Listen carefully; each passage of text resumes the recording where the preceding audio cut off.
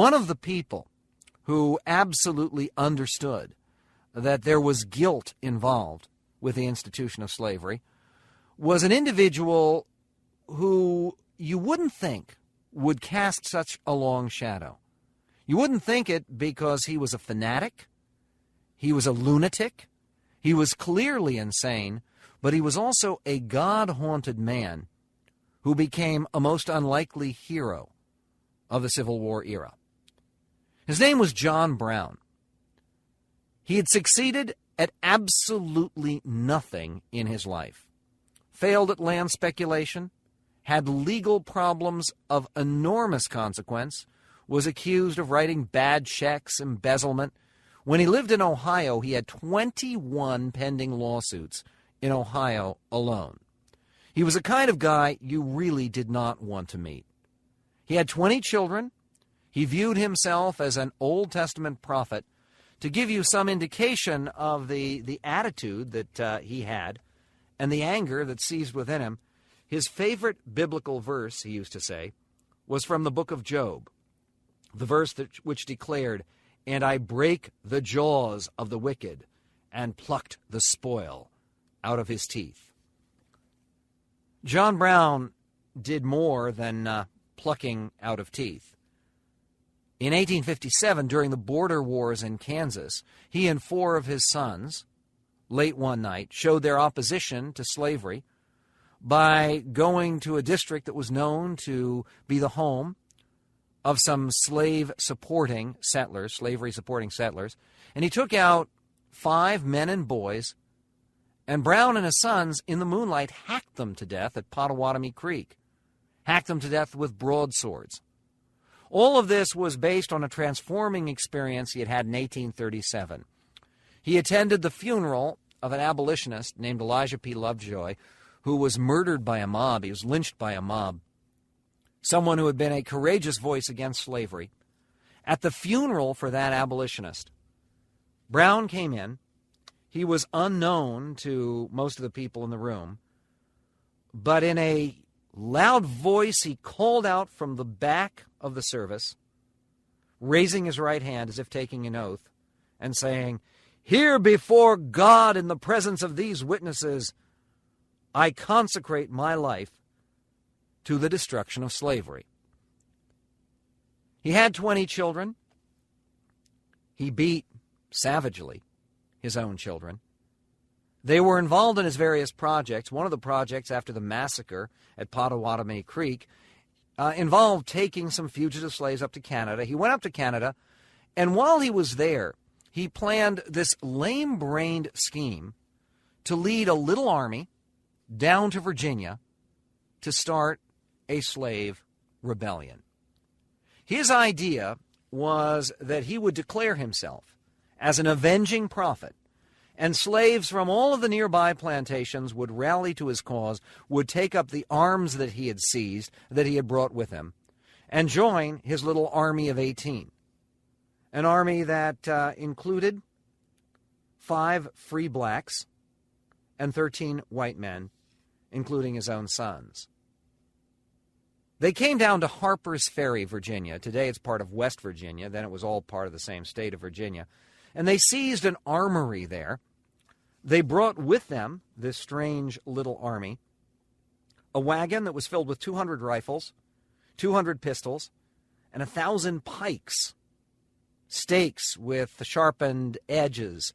He was going to arm thousands of slaves, thousands of avenging blacks with these implements, and then march across the Appalachian Mountains, wreaking havoc and freeing slaves everywhere. It was a wild scheme. It never worked, not for a moment. Brown marched in with his army. Ironically, the first person they killed in the town of Harper's Ferry was a free black man, a watchman, who they shot dead as they were seizing the armory. They took hostage a great-great-grandnephew of George Washington and asked him to present his relative's sword because John Brown had delusions of grandeur.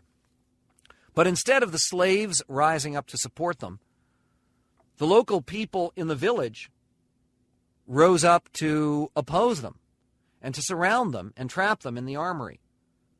The first one of John Brown's followers to die was a freed slave named Dangerfield Newby. He was killed after his body was taken out. Someone in the crowd cut off his ears as a trophy. The entire project clearly had no chance of victory, despite the fact that a number of very prominent people in New England, intellectuals and abolitionists, had provided John Brown money to buy these weapons that he brought down with him. No one came to join his little band of 18. And eventually, a group of 90 United States Marines arrived from Washington. And of course, the Marines had no problem storming the armory at all. They were commanded by one of the most brilliant officers in the United States Army, a distinguished veteran of the war against Mexico named Robert E. Lee. They captured John Brown. He was wounded and battered by the time they took him prisoner. And then, of course, he was put on trial. Because deaths had occurred during his disastrous and ill-considered raid on Harper's Ferry, he was facing hanging. And during his trial period, a number of people said, "Mr. Brown, you should plead insanity." He was clearly insane, but he refused to do that.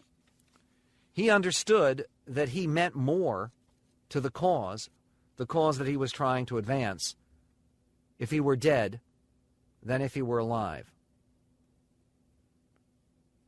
During his trial, he refused to plead insanity, and in fact relished the ability to speak to the court.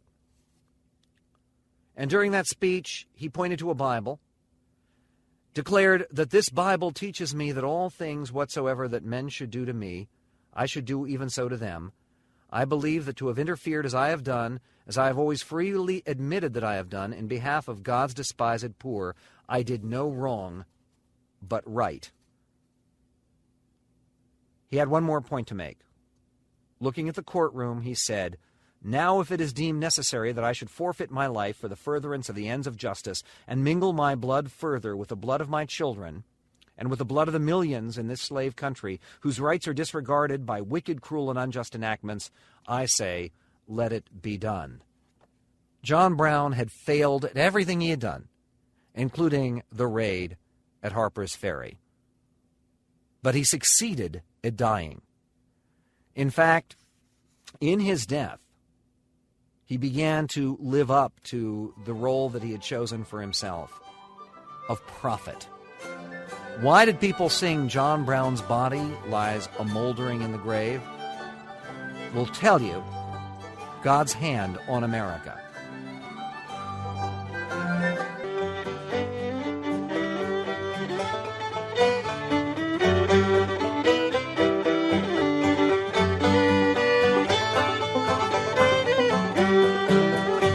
John Brown faced the gallows just 7 weeks after his disastrous raid on Harper's Ferry, Virginia, a raid on a federal armory where he wanted to secure weapons to use in a slave rebellion that never materialized.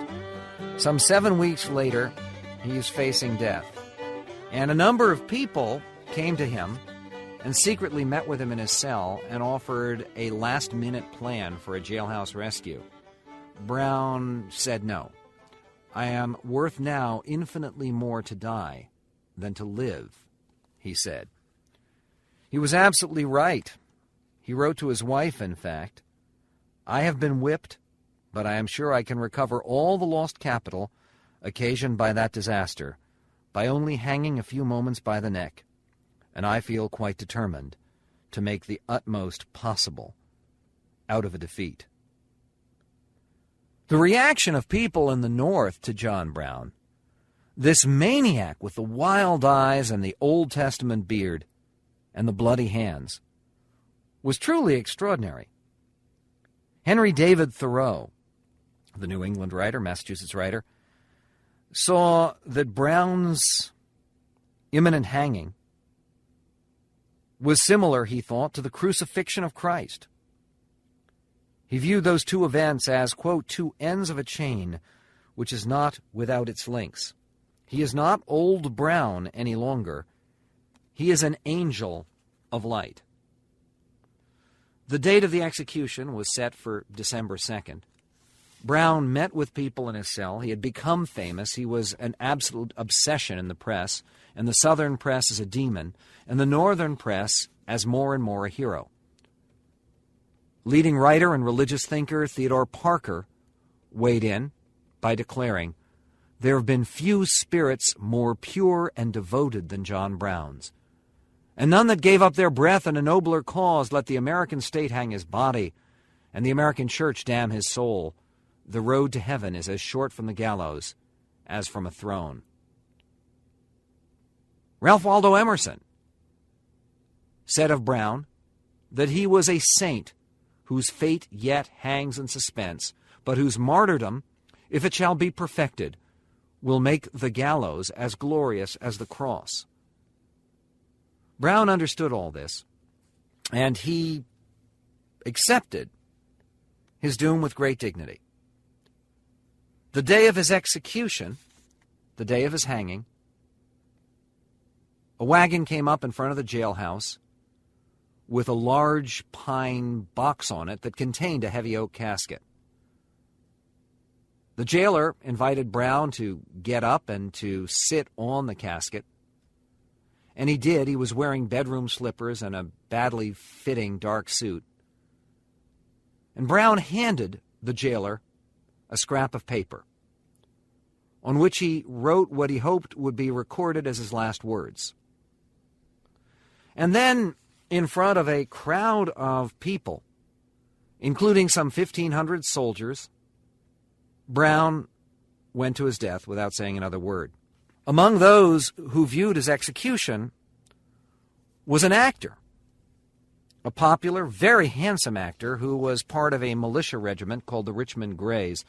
His name was John Wilkes Booth. He later became famous or infamous in his own right.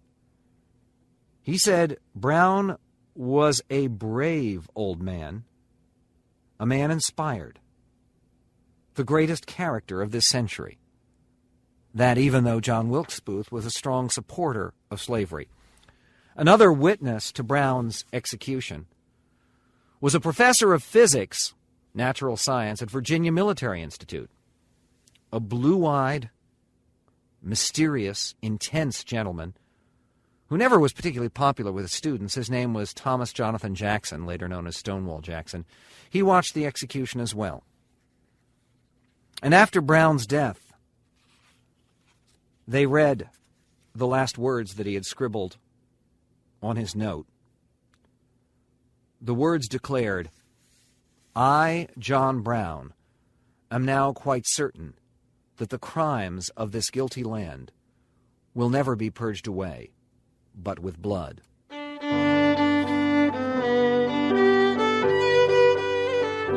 Within a year and a half,